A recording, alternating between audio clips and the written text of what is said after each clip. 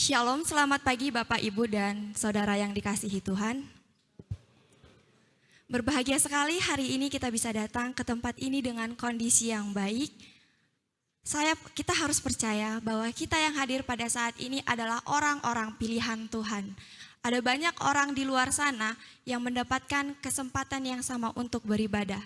Tetapi kitalah yang hadir pada saat ini yang mengambil kesempatan itu dan bersiap untuk mendapatkan berkat yang besar. Boleh lambaikan tangan siapa saja yang mau mendapatkan berkat dari Tuhan? Puji Tuhan, terima kasih. Siapapun yang datang kali ini dengan berbeban berat, ingatlah bahwa Tuhan sanggup melegakan kita. Sepulang dari ibadah kali ini, imanilah bahwa kita bukan lagi orang yang sama, melainkan Tuhan Yesus berada di dalam kita. Tema WOP kita adalah From Fear to Faith, Overcoming Challenges with God's Strength.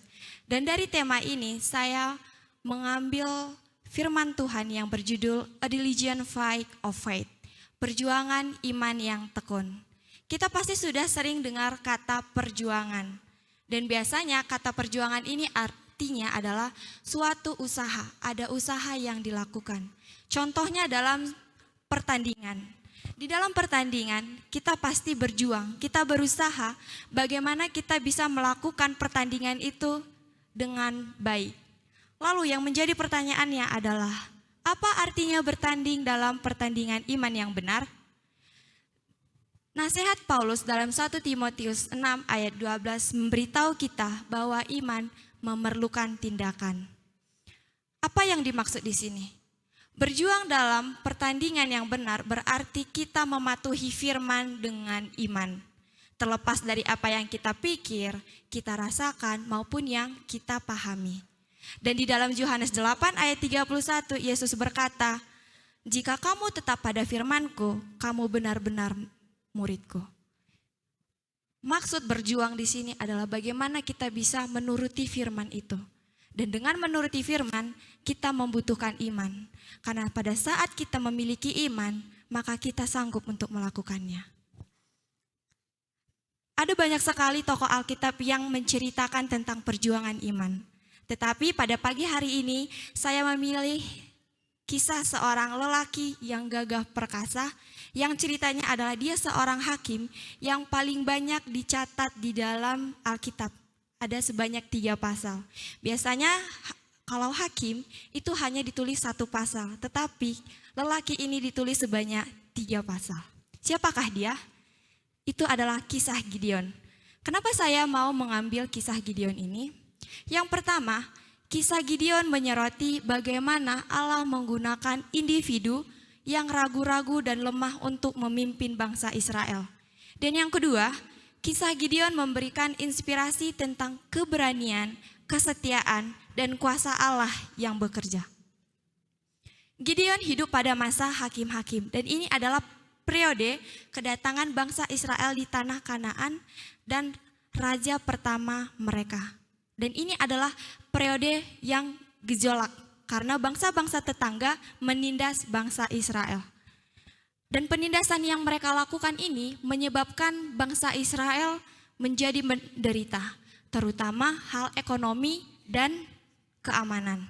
Dan pada saat itulah Gideon dipilih oleh Allah sebagai salah satu hakim untuk memimpin dan membebaskan bangsa Israel dari penindasan bangsa Midian. Mungkin kita bertanya-tanya, ada yang belum mengenal juga, siapa Gideon ini? Gideon adalah anak Yoas dari Bani Abiezer dari suku Manasye. Nama Gideon ini berarti si penghancur, pahlawan perkasa atau penebang. Jadi Gideon ini hanyalah manusia biasa, dia tidak memiliki status ataupun jabatan. Dan manusia pasti memiliki kelemahan, begitu juga dengan Gideon ini. Tetapi tidak luput juga dia memiliki kekuatan. Kelemahannya yang pertama adalah ketidakpercayaan pada diri sendiri. Kita bisa baca di dalam Hakim-Hakim 6 ayat 15. Gideon awalnya merasa tidak layak dan meragukan kemampuannya untuk memimpin perlawanan terhadap penindasan bangsa Midian. Dan yang kedua, kekhawatiran dan keraguan-raguan. Gideon kerap meragukan dirinya sendiri, bahkan memerlukan tanda atau bukti untuk meyakinkan keyakinan dia. Sedangkan kekuatan Gideon ini, yang pertama adalah kesetiaan pada Tuhan. Walau awalnya dia meragukan diri, dia tetap berusaha mematuhi panggilan Tuhan. Dan yang kedua, ketekunan dan kreativitas. Setelah menerima panggilan, Gideon ini menunjukkan ketekunan dan kreativitasnya dalam memimpin tentara orang Israel dalam mengalahkan bangsa Midian. Lalu yang menjadi pertanyaan, bagaimana sih kondisi bangsa Israel pada masa Gideon ini? Kita akan bahas tentang kondisi bangsa Israel. Di dalam kitab Hakim-Hakim dikisahkan tentang bangsa Israel berpaling dari Allah setelah hidup damai selama 40 tahun berkat kemenangan atas musuh. Di sini orang Israel melakukan apa yang jahat di mata Tuhan. Mereka mulai menyembah Baal. Oleh karena itulah Tuhan menyerahkan orang Israel ke dalam tangan orang Midian 7 tahun lamanya. Bangsa Midian ini berkuasa atas Israel sehingga bangsa Israel merasa ketakutan dan membuat tempat perlindungan di pegunungan, yaitu gua-gua dan kubu-kubu. Apa yang dilakukan penindasan bangsa Midian ini? Setiap masa panen, orang-orang Midian, orang-orang Amalek, orang-orang dari sebelah timur merampas hasil panen bangsa Israel dan membantai ternak mereka, sampai tidak meninggalkan bahan makanan di Israel, sehingga bangsa Israel menjadi melarat. Setelah bangsa Israel ini semakin melarat, mulailah mereka berseru-seru kepada Tuhan. Dan Tuhan pun mendengar seruan umatnya. Tuhan pun mengenal jati diri Gideon. Pada saat itu Tuhan memilih Gideon. Karena Tuhan berniat membangkitkan Gideon untuk memimpin bangsa Israel kembali ke jalan hidup yang berkemenangan. Pada saat itu kita masuk ke panggilan Gideon. Tuhan mengutus seorang malaikat untuk memanggil Gideon. Kita bisa baca di dalam Hakim-Hakim 6 ayat 21. Di situ Tuhan menyapa Gideon dan berkata, Tuhan menyertai engkau, ya pahlawan yang gagah berani. Dari sini kita pelajari terlebih dahulu, di kitab Hakim-Hakim ini menceritakan kisah Gideon yang lumayan lucu. Karena pada saat itu Gideon mengirik gandum, tetapi biasanya saat mengirik gandum itu orang melakukannya di tempat yang terbuka, di lantai pengirikan. Sedangkan Gideon ini bersembunyi, dia menyembunyikan dirinya karena takut nantinya bangsa Midian ini menemukan hasil panennya. Jika kita lihat Gideon ini berarti mengatakan Gideon ini bukanlah orang yang perkasa atau orang yang gagah berani. Karena para prajurit yang kuat dan tak kenal takut tidak akan bersembunyi seperti yang dilakukan oleh Gideon ini. Orang-orang pemberani cukup berani untuk memulai medan perang dan bahkan dia mau menyerahkan hidupnya untuk tujuan yang harus dia perjuangkan. Dan dari pernyataan ini tadi, percakapan ini tadi, yang lebih tidak masuk akal itu adalah saat malaikat Tuhan menyatakan Tuhan menyertai Gideon. Selama hampir 1 dekade, tampaknya tidak ada yang merasakan kehadiran Tuhan, terutama pria ini. Pada saat itu dia pun menanyakan kepada Tuhan. Di dalam Hakim-Hakim 6 ayat 13 berbunyi, ya Tuhanku, jika Tuhan menyertai kami, mengapa semua ini terjadi pada kami? Dan di manakah semua mujizat-mujizatnya yang diceritakan nenek moyang kita kepada kita dengan mengatakan, bukankah Tuhan telah membawa kami dari Mesir? Tetapi sekarang Tuhan telah meninggalkan kita dan menyerahkan kita ke dalam tangan orang Midian. Dari tanggapan Gideon ini, kita dapat melihat betapa lemahnya iman Gideon selama perjalanan waktu. Pada saat itu Tuhan mengatakan kepada Gideon, aku menyertai engkau, pergilah selamatkan bangsa Israel dari bangsa Midian. Tetapi di sini Gideon menepis panggilan Tuhan dengan berbagai cara. Mulai dari penolakan, keraguan, rasa tidak layak sampai meminta tanda. Itu kita bisa baca di dalam Hakim-Hakim 6 ayat 13, 15 dan 17. Penolakan apa yang dikatakan Gideon ini? Gideon berkata bahwa dia masih muda dan kaum Gideon adalah yang paling kecil di antara suku Manasye. Dari percakapan antara Allah dan Gideon ini kita bisa menyingkapi tabiat Gideon, di mana dia tidak memiliki iman dan keyakinan ilahi untuk memimpin tentara orang Israel melawan orang Midian. Jikalau kita menggunakan penalaran manusia, jika kita melihat Gideon ini, pasti kita berpikir bahwa seharusnya Tuhan tidak memilih Gideon. Seharusnya Tuhan memilih orang lain. Karena kita melihat keraguan-raguan si Gideon. Begitulah kita manusia. Terkadang kita cepat dalam menilai orang.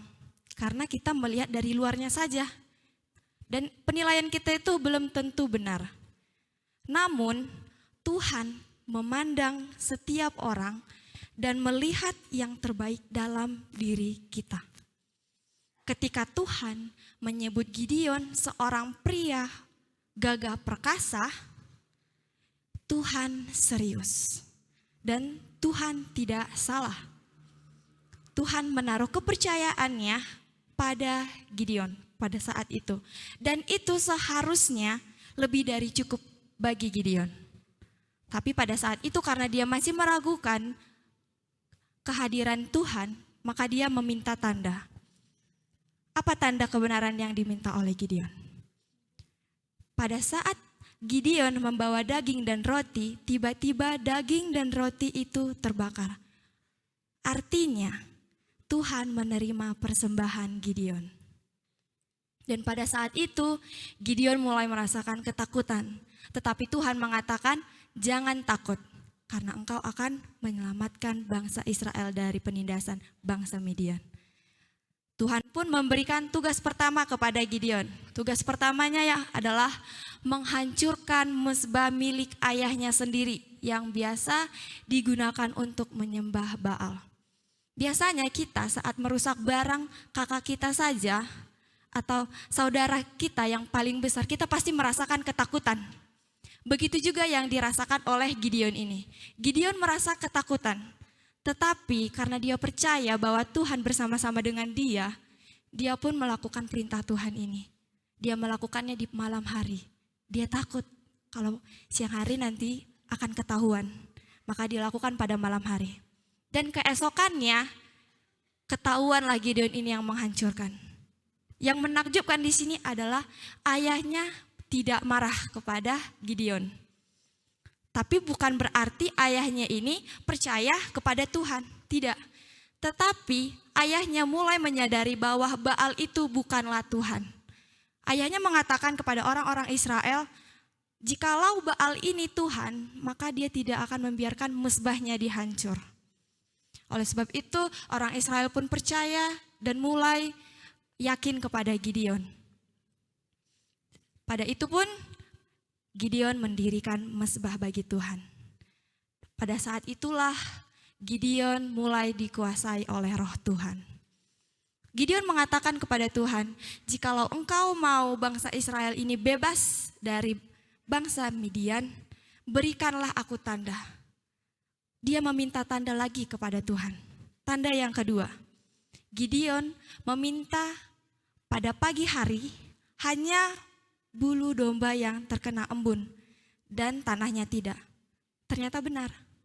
Tuhan hanya memberi embun di bulu domba itu saja. Lalu pada keesokan harinya Gideon ini meminta lagi tanda. Di mana dia minta hanya tanah saja yang terkena embun dan terjadilah hal yang dia minta. Karena tanda yang sudah diberikan itu terpenuhi, dia pun mulai mempercayai bahwa Tuhan bersama-sama dengan dia. Dia pun mau memimpin pasukannya untuk melawan bangsa Israel. Pada saat melakukan pertempuran, Gideon ini melakukan strategi yang unik, Yang pertama, hanya dengan beranggotakan 300 orang saja. Gideon menumpas bangsa Midian dalam satu serangan malam. Dan pada malam hari itu mereka menyerang dengan menggunakan obor, trompet, dan kendi dalam pertempuran. Dan pada saat itu mereka menang. Mereka dapat mengalahkan bangsa Midian.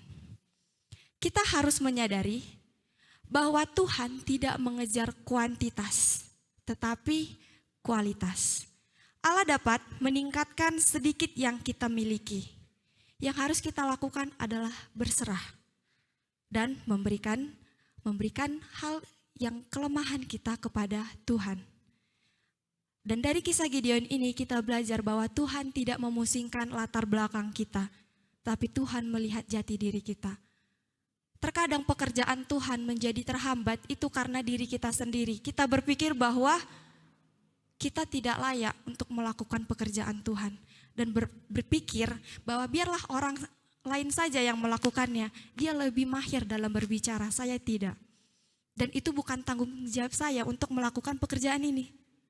Ingatlah kisah Gideon ini. Saat kita merasakan hal itu, mari kita mengingat kisah Gideon ini. Dan melakukan pekerjaan bagian kita. Tuhan menyatakan kemuliaannya justru lewat keterbatasan manusia. Dengan 300 orang saja prajurit Gideon memukul kalah 135.000 pasukan Midian. Kalau kita bayangkan 300 banding 135.000 pasukan, itu adalah suatu kemustahilan untuk menang. Tetapi inilah yang ingin diperlihatkan oleh Tuhan. Bahwa sesungguhnya Tuhanlah yang memukul kalah bangsa Midian, bukan Gideon. Singkat katanya ini adalah dipakai Tuhan berarti menjadi alat untuk menyatakan kemuliaan Tuhan. Tuhan tidak membutuhkan kita untuk melakukan pekerjaannya, tetapi Tuhan mengajak kita terlibat supaya kita semua dapat menyaksikan kemuliaan Tuhan. Kisah Gideon ini mengajarkan kita bahwa tidak peduli berapa banyak kekurangan yang kita miliki, jika kita memiliki iman dan mempercayai Tuhan, maka kita dapat mengatasi setiap tantangan yang kita hadapi. Seperti yang tertulis di dalam Roma 8 ayat 31, jika Allah di pihak kita, siapakah yang akan melawan kita? Jadi, saat kita merasa takut dan meragukan kemampuan kita, marilah kita mengingat kisah Gideon dan berserah sepenuhnya pada Tuhan. Karena Dia selalu menyertai kita dalam perjalanan hidup kita. Terima kasih, Tuhan memberkati.